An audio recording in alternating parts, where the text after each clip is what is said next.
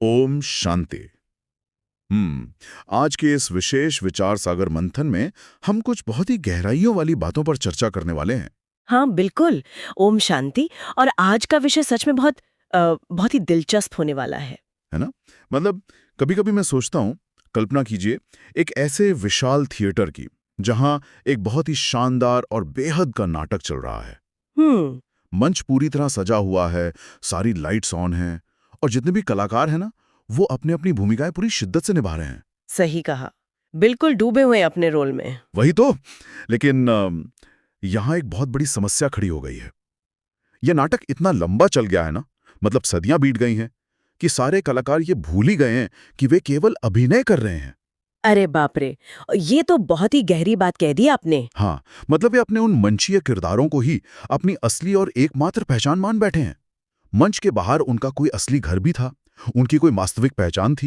ये सब उनकी स्मृति से पूरी तरह मिट चुका है। ये एक बहुत ही सटीक और काफी रियलिस्टिक दृश्य है, क्योंकि जब कोई अपनी असली पहचान भूल जाता है ना, तो उस किरदार के जो भी सुख दुख होते हैं, उस नाटक की हर छोटी बड़ी उलझन उसे बिल्कुल वास्तविक लगने लगती है। बिल्कुल। वो इंसान उस मंचीय दुनिया के भंवर में इस कदर खो जाता है कि उस किरदार को लगी एक छोटी सी खरोच भी उसे अपनी आत्मा का घाव महसूस होने लगती है। एकदम सही बात है। और यही कारण है कि आज 14 मार्च 2026 की मुरली पर आधारित हमारा ये जो विचार सागर मंथन है, ये किसी साधारण चर्चा से बहुत अलग होने वाला है। तो आज हम किन खास बातों पर फोकस कर रहे हैं? आज हमारा मिशन इस टेक्स्ट को सिर्फ एक सिरे से पढ़ना बिल्कुल नहीं है, बल्कि आज हम इस बात की गहराई में उतरेंगे कि इस भूल भुलैया से बाहर कैसे निकला जाए। आज बाबा ने मुरली में जो प्रश्न उत्तर, धारणा, वरदान, स्लोगन और अव्यक्त इशारे दिए हैं ना, हाँ। उनके पीछे का विज्ञान क्या है। चलिए इसे समझते हैं कि कैसे ये सारा ज्ञान दुनिया के इस भारी शोर शराबे के बीच आत्मा को उसकी बिल्कुल असली और शांत पहचान वापस दिलाता है। ये तो बहुत ही जरूरी टॉपिक है। आज का ये विचार सागर मंथन सचमुच हमें उस मंच से एक कदम पीछे हटाकर दर्शक दीर्घा में बैठने का मौका देता है। मतलब अपनी ही जिंदगी को एक साक्षी भाव से देखने का नजरिया देता है। बिल्कुल। तो शुरुआत करते हैं उस शब्द से जिसे शायद दिन में हम कई बार सुनते हैं और बोलते भी हैं, ओम शांति। हाँ, बहुत आम शब्द बन गया आजकल। वही तो। अक्सर आम धारणा ये होती है कि ओम का मतलब भगवान है, या ये सिर्फ अभिवादन करने का, एक दूसरे को ग्रीट करने का एक पारंपरिक तरीका है। हम्म। लेकिन आज बाबा ने मुरली में इसके पीछे का पूरा मैकेनिज्म समझाया है। इसमें स्पष्ट किया गया है कि ओम शांति का वास्तविक अर्थ है, अहम आत्मा का स्वधर्म है शांत। यानी मैं एक शांत स्वरूप आत्मा हूँ। जी, यानी शांति कोई ऐसी चीज नहीं है जिसे बाहर से लाना है या कहीं से खरीदना है। मूल रूप से ये आत्मा का अपना कह सकते हैं कि ब्लूप्रिंट है। सही कहा। और ये जो शरीर है, ये तो केवल कर्म करने के लिए मिला हुआ एक साधन है या एक कॉस्ट्यूम है। अगर हम इसे बड़ी तस्वीर से जोड़े ना, तो बात सिर्फ इंसानों तक सीमित नहीं है। यहाँ जो सबसे दिलचस्प बात उभर कर आती है वो ये है कि स्वयं शिव बाबा भी ओम शांति कहते हैं। अरे हाँ, ये तो सोचने वाली बात है। बिल्कुल। अब सोचने वाली बात यह है कि एक सर्वोच्च सत्ता को ऐसा कहने की आवश्यकता क्यों है? क्यों? इसका कारण ये है कि वो हम सभी आत्माओं के पिता हैं और इस पूरी मनुष्य सृष्टि रूपी कल्प वृक्ष के बीज रूप हैं। अच्छा, बीज रूप। हाँ, एक बीज होने के नाते वो इस कल्प वृक्ष के आदि, मध्य और अंत यानी पूरे इतिहास और भूगोल को पूरी तरह से जानते हैं। क्योंकि मनुष्यों को ये विस्तृत ज्ञान नहीं है ना, इसलिए वे इस सृष्टि चक्र के घूमने की प्रक्रिया को समझ नहीं पाते। ये तो वैसा ही है जैसे अगर कोई विशाल बरगद के पेड़ को देखे तो उसे सिर्फ उसकी अनगिनत शाखाएं, पत्ते और वो उलझी हुई जड़ें ही दिखेंगी, है ना? बिल्कुल। कोई भी उस विस्तार में आसानी से खो सकता है। हाँ, लेकिन उस विशाल पेड़ के एक बहुत ही छोटे से बीज के अंदर उस पूरे पेड़ का बीता हुआ कल और आने वाला भविष्य दोनों एनकोडेड होते हैं। पूरी जानकारी उस छोटे से बीज में होती है। एकदम सटीक उदाहरण है ये। लेकिन यहाँ एक सवाल उठता है और मुझे इसमें थोड़ी उलझन भी है। अगर बाबा वो बीज हैं और वो बिना किसी भौतिक शरीर के सब कुछ जानते हैं, तो वो इस सृष्टि रूपी नाटक में अपना रोल कैसे निभाते हैं? मतलब क्या एक बीज कभी पेड़ की शाखाओं पर आकर बैठता है?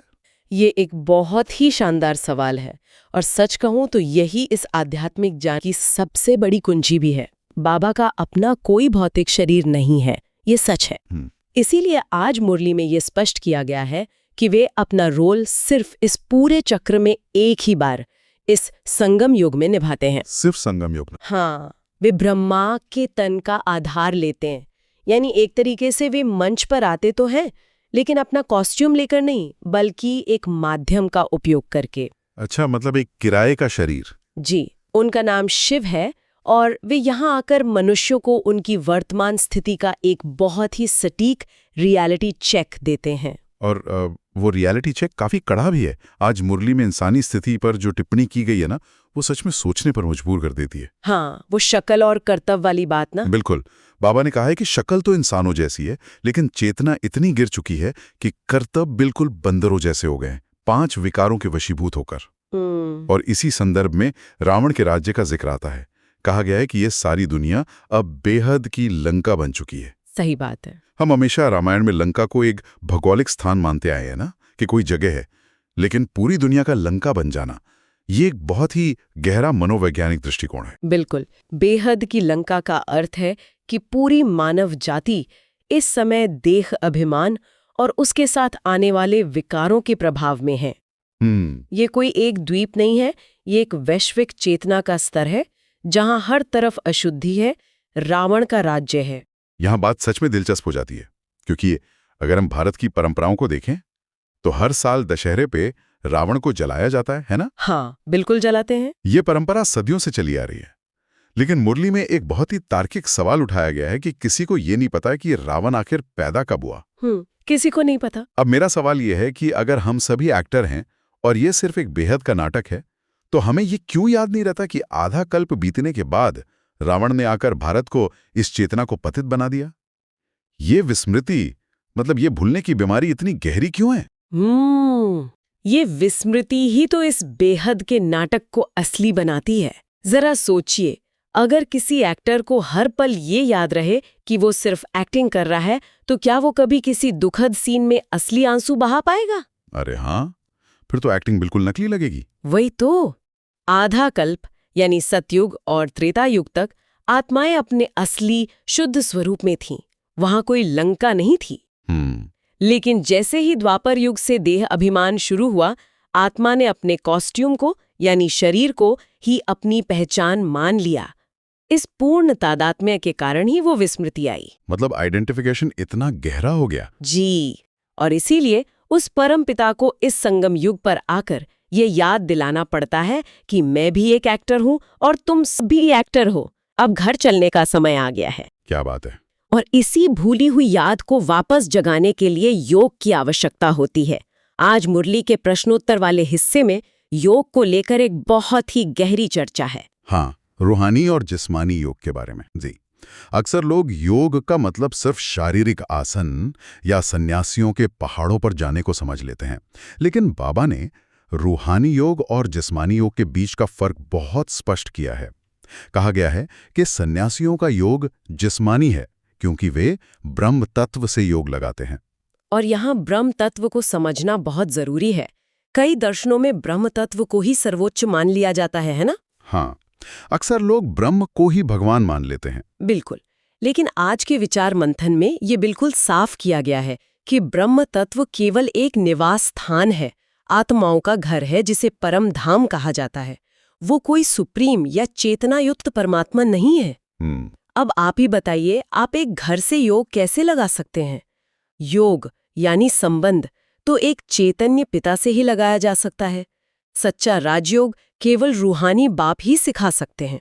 लेकिन अब एक मिनट, मैं यहाँ थोड़ा असहमत होना चाहूंगा। बताइए। दुनिया की नजरों में दिख रहा है तो संन्यास लेना, अपना घर-बार, राजपाट सब कुछ छोड़ देना, जैसे कि मुरली में राजा गोपीचंद का उदाहरण दिया गया है, ये तो त्याग की चरम सीमा है ना? ऐसा लगता तो है। जो इंसान अपना सब कुछ छोड़कर जंगल में चला जाए, लोग तो उसी को महान योगी मानेंगे। फिर गृहस्थ में रहने को इस निवृत्ति मार्ग से श्रेष्ठ क्यों बताया गया है? ये बहुत ही लाजमी सवाल है, लेकिन इसे इस तरह से देखिए। अगर कोई व्यक्ति किसी बहुत ही शोरगुल वाले कमरे में बैठा है और उसे शांति चाहिए, तो वो कमरा छोड़कर बाहर भाग जाता है। क्या उसने अपने मन पर विजय पाई? नहीं, उसने सिर्फ अपनी भौगोलिक स्थिति बदली है। राजा गोपीचंद ने राजाई छोड़ दी क्योंकि वो उस जिम्मेदारी के साथ वैराग्य नहीं साध सके। अच्छा। जो व्यक्ति राजाई को छोड़कर उससे भागकर जंगल में जा बैठा हो, वो दूसरों को राजयोग यानी दुनिया में रहते हुए अपनी इंद्रियों का राजा बनना कैसे सिखा सकता है? ये तो बहुत ही तार्किक बात है। सच्चा राजयोग वो है जहां आप दुनिया के बीच रहकर, ट्रैफिक में फंसकर, परिवार की जिम्मेदारियां निभाते हुए भी अपने मन को पूरी तरह से शांत और स्थिर रख सकें। ये पलायन नहीं है, ये परिवर्तन है। वाह, ये स्पष्टीकरण सच में नजरिया बदल देता है। यानी असली युद्ध बाहर के जंगल में नहीं, बल्कि मन के अंदर चल रहा है। बिल्कुल। और इसी आंतरिक परिवर्तन से जुड़ी एक और दिलचस्प बात आई है, मरजीवा जन्म। जब कोई सन्यासी बनता है तो पुरानी दुनिया के लिए मर जाता है और उसका नाम बदल दिया जाता है। मुरली में बताया गया है कि ज्ञान मार्ग में भी शुरुआत में नाम बदले जाते थे। हाँ, भट्टी के समय की बात है। जी, लेकिन फिर एक बहुत ही अजीब सी चीज हुई। लोग गहरी बातें सुनकर आश्चर्यवत सुनंती भागंती हो गए, यानी सुनकर आश्चर्यचकित हुए और फिर घबरा कर भाग गए। क्योंकि ये मार्ग कोई ऊपरी दिखावा नहीं है। केवल कपड़े या नाम बदल लेने से आत्मा के संस्कार थोड़े ही बदलते हैं। सही बात है। जब लोगों को ये समझ में आया कि यहाँ तो वास्तव में अपने पुराने कड़वे संस्कारों को मारना पड़ेगा, अपनी ईर्ष्या, क्रोध और अहंकार को छोड़ना पड़ेगा, तो वे इस वास्तविकता का सामना नहीं कर पाए। इसीलिए अब नाम नहीं बदले जाते। बाबा कहते हैं मुख्य बात स्थिति को बदलना है, सिर्फ बाहर का लेबल बदलने से कुछ नहीं होगा। और ये स्थिति बदलना कोई बच्चों का खेल तो है नहीं। मुरली में से एक ईश्वरीय पाठशाला कहा गया है और यहाँ एक बहुत बड़े इम्तिहान का जिक्र है। ICS की परीक्षा का उदाहरण दिया गया है बाबा ने। हाँ, ICS का इम्तिहान। उस जमाने में ये सबसे प्रतिष्ठित और कठिन परीक्षा मानी जाती थी। मम्मा और बाबा ने श्रीमत पर पूरी लगन से पढ़ाई करके नंबर 1 पद प्राप्त किया। लेकिन इम्तिहान है तो पासिंग मार्क्स भी होंगे। जी हाँ, और ये बहुत ही रोचक मैकेनिज्म है। इस ईश्वरीय इम्तिहान में पास होने के लिए कम से कम 33% मार्क्स की बात कही गई है। 1 मिनट रुकूंगा यहाँ। 33%? हाँ। एक ईश्वरीय और सर्वोच्च विश्वविद्यालय में पास होने के लिए सिर्फ 33% अंक, ये मानक कुछ ज्यादा ही कम नहीं लग रहा है? सुनने में ऐसा लग सकता है, लेकिन अगर हम इसे इस ड्रामा के नजरिए से देखें ना, कलयुग के इस चरम समय में जहां आत्मा की ऊर्जा लगभग 0 के करीब है, वहां 33% शुद्धता वापस प्राप्त कर लेना भी एक बहुत बड़ी उपलब्धि है। अच्छा, मतलब 0 से 33 तक जाना भी बहुत मुश्किल है अभी। बिल्कुल। जो आत्माएं 33% तक पहुंचती हैं, वे पास तो हो जाती हैं, लेकिन वे चंद्रवंशी घराने में आती हैं, जहां कलाएं थोड़ी कम होती हैं, 14 कला होती हैं। लेकिन जो पूरी मेहनत करते हैं, 100% लक्ष्य रखते हैं, मम्मा बाबा की तरह, वे सूर्यवंशी घराने में जाते हैं, जो 16 कला संपूर्ण अवस्था है। तो इन सब का क्या मतलब है? इस पूरे 84 जन्मों के चक्र और राजाई का अर्थ क्या है? मुरली में एक जगह भारत की अथाह संपदा का जिक्र है, जो बाद में क्रिश्चियन घराने ने ले ली। हाँ, लेकिन बाबा कहते हैं कि सतयुग में भारत की सारी खदानें फिर से भरपूर हो जाएंगी। ये संपत्ति का आना जाना कैसे काम करता है? ये प्रकृति और आत्मा की पवित्रता का सीधा कनेक्शन है। जब आत्माएं अपने 24 कैरेट शुद्ध सोने के स्वरूप में होती है ना, तो प्रकृति भी उन्हें उसी स्तर की संपन्नता देती है। लेकिन जैसे जैसे 84 जन्मों के चक्र में आत्मा रूपी सोने में देह अभिमान की खाद पड़ने लगती है, आत्मा आयरन एज में आ जाती है। आंतरिक खालीपन बाहरी गरीबी के रूप में प्रकट होता है। क्या बात है! और इस चक्र को वापस घुमाने और उस गोल्डन एज में जाने के लिए ही इस संगम युग पर यह राजयोग सीखना पड़ता है। ये एक शाश्वत कॉस्मिक चक्र है जो रिपीट होता है। ये समझ में आता है, लेकिन अब सबसे बड़ा सवाल ये है कि इस 24 कैरेट अवस्था तक पहुंचा कैसे जाएं? इसे हम अपने रोजमर्रा के जीवन में लागू कैसे करें? इसके लिए ही तो धारणा, वरदान और स्लोगन दिए जाते हैं। बिल्कुल। आज के विचार मंथन का अगला हिस्सा बहुत ही प्रैक्टिकल है। धारणा के लिए एक बहुत ही गहरी लाइन है, सच्चे आशिक बनो, हथकारत दे, दिल यार दे। वाह, ये सूत्र कर्मयोग का सबसे बेहतरीन उदाहरण है। सच में। इसका अर्थ है कि हाथों से अपना दुनियावी काम करते रहें, चाहे आप ऑफिस में हों, खाना बना रहे हों या कोई भी शारीरिक श्रम कर रहे हों। लेकिन आपकी बुद्धि, आपका अवचेतन मन उस माशूक से, उस परमपिता से जुड़ा रहे। ये कोई ऐसी अवस्था नहीं है कि आप आंख बंद करके किसी अंधेरे कमरे में बैठे रहें। ये खुली आंखों का योग है। और जो इस धारणा को अपने जीवन में उतारते हैं ना, उनके लिए ही आज का वरदान है। वरदान में क्या कहा है बाबा ने? वरदान में कहा गया है, ताज और तिलक को धारण कर बाप दादा के मददगार बनने वाले दिल तख्तन नशीन भव। मुझे ये ताज और तिलक का रूपक बहुत शक्तिशाली लगा। हाँ, ताज और तिलक। हाँ, जब कोई इंसान मानसिक रूप से खुद को एक ताज और तिलक पहने हुए देखता है तो उसकी सेल्फ इमेज पूरी तरह बदल जाती है ना? बिल्कुल बदल जाती है। लेकिन ये कोई भौतिक ताज या तिलक तो है नहीं। नहीं नहीं, बिल्कुल नहीं। तिलक है आत्मा की अमर स्मृति का कि मैं एक अविनाशी ज्योति बिंदु हूँ, और ताज है विश्व कल्याण की जिम्मेदारी का। जो व्यक्ति इस जिम्मेदारी का ताज पहन लेता है, उसके छोटे मोटे स्वार्थ और अहंकार वैसे ही खत्म हो जाते हैं, और फिर वो परमात्मा के दिल के तख्त पर बैठ जाता है। लेकिन रोजमर्रा की भागदौड़ में इस स्मृति को बनाए रखना हमेशा आसान नहीं होता ना? और यहीं पर आज का स्लोगन काम आता है। स्लोगन में स्पष्ट रूप से कहा गया है कि निरंतर याद को सहज बनाने के लिए स्वभाव और संस्कारों में सरलता लानी होगी। यहाँ जो बात सबसे आकर्षक है वो ये कि सरलता और आध्यात्मिकता का सीधा संबंध है। कैसे? हमारा मन जितना जटिल होता है, जितनी उसमें उलझने, कूटनीति या दूसरों के प्रति पूर्वाग्रह होते हैं, उतना ही वो स्थिर होने से दूर भागता है।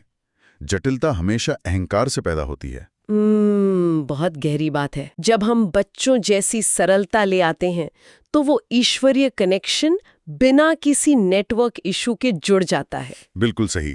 और अब हम आते हैं आज के इस मंथन के सबसे क्लाइमेक्स वाले हिस्से पर, आज का अव्यक्त इशारा। हाँ, अव्यक्त इशारा। ये इशारा सिर्फ एक लाइन का नहीं है, बल्कि हमारे पूरे आध्यात्मिक अस्तित्व की नींव है, निश्चय का फाउंडेशन। मुरली में ये बहुत जोर देकर कहा गया है कि सिर्फ परमात्मा में निश्चय होना ही काफी नहीं है, स्वयं की आत्मा में निश्चय होना चाहिए, और इस चल रहे बेहद के ड्रामा में भी संपूर्ण निश्चय होना चाहिए। ड्रामा में निश्चय, ये एक बहुत ही उच्च अवस्था है। इसका मतलब है कि इस सृष्टि रंगमंच पर जो कुछ भी घटित हो रहा है वो बिल्कुल एक्यूरेट है, कोई भी दृश्य गलत नहीं है। जब अंदर से स्वाभाविक रूप से ये आवाज निकलती है, वाह ड्रामा वाह, तो इसका मतलब है कि व्यक्ति ने इस खेल के हर पहलू को पूरी तरह स्वीकार कर लिया है। लेकिन यहाँ मैं एक बार फिर उलझ रहा हूं। अगर हम हर चीज को ये मान ले कि सब कुछ पहले से तय ड्रामा है और कहते हैं वाह ड्रामा वाह, तो क्या ये इंसान को पैसिव या निष्क्रिय नहीं बना देगा? ये एक आम डाउट है। मतलब कोई इंसान अन्याय या किसी बड़ी मुसीबत के खिलाफ लड़ेगा ही क्यों अगर सब कुछ ड्रामा ही है? ये बहुत ही बारीक अंतर है समझने के लिए। वाह ड्रामा वाह भविष्य को लेकर आलसी होने के लिए नहीं कहा गया है। ये भूतकाल और वर्तमान की उन परिस्थितियों के लिए है जो हमारे नियंत्रण से बाहर हैं। अच्छा। जब कोई दुखद घटना घटती है तो इंसान का आधा समय और ऊर्जा ये सोचने में बर्बाद हो जाती है कि ऐसा क्यों हुआ, मेरे साथ ही क्यों। हाँ, हम बहुत सोचते हैं ऐसा। ड्रामा का ज्ञान उस क्यों को खत्म कर देता है। आप घटना को स्वीकार करते हैं और फिर एक श्रेष्ठ एक्टर की तरह ये सोचते हैं कि अब इस परिस्थिति में मेरा सबसे बेहतरीन अगला कदम क्या होना चाहिए। ये आपको निष्क्रिय नहीं बल्कि चिंता मुक्त और बेहद कुशल बनाता है। इसके बाद कोई भी अकल्याणकारी लगने वाली बात भी अंततः कल्याण में ही बदल जाती है। क्या बात है। ये सचमुच आज के मंथन का एक ऐसा बिंदु है जो जीवन की सबसे बड़ी से बड़ी उलझन को पल भर में सुलझा सकता है। बिल्कुल। तो चलिए आज के इस विचार सागर मंथन के मुख्य बिंदुओं को समेटते हैं। हमने शुरुआत की थी इस थिएटर और ओम शांति के असली मतलब से कि कैसे इस बाहरी कॉस्ट्यूम को भूल के उस शांत आत्मिक स्वरूप को पहचानना है। हाँ। फिर हमने समझा कि कैसे परमात्मा केवल एक बार इस संगम युग पर आकर हमें हमारी भूली हुई पहचान वापस दिलाते हैं। हमने निवृत्ति मार्ग के बजाय गृहस्थ में रहकर इंद्रियों पर विजय पाने वाले सच्चे राजयोग के मैकेनिज्म को डिकोड किया। बिल्कुल। और ये भी जाना कि कैसे सरलता, जिम्मेदारी का ताज और इस बेहद के ड्रामा पर अटल निश्चय हमें 33% से आगे बढ़ाकर सूर्यवंशी घराने की 16 कला संपूर्ण अवस्था तक ले जा सकता है। और सबसे अहम बात, कर्म करते हुए, हाथों से काम करते हुए उस परम सत्ता से दिल का कनेक्शन जोड़े रखना, यही वो चाबी है जो इस पूरे ज्ञान को प्रैक्टिकल बनाती है। हथकाड़ दे, दिल यार दे। एकदम सही। और अब इस गहरे मंथन को समाप्त करते हुए श्रोताओं के लिए एक बहुत ही विचारणीय प्रश्न है। हम अक्सर इन बातों को सुनकर भूल जाते हैं, लेकिन आज उस वाह ड्रामा वाह के पार्ट पर जो गहराई से चर्चा हुई है ना, उस पर जरा सोचिए। कल्पना कीजिए कि अगर कोई इंसान अपने जीवन की हर छोटी बड़ी स्थिति को, यहां तक कि अपनी सबसे बड़ी चुनौती, किसी भारी नुकसान या दुख को भी इस बेहद के पूर्व निर्धारित नाटक का एक परफेक्ट और जरूरी सीन मान ले, तो क्या होगा? उसका नजरिया ही बदल जाएगा। बिल्कुल।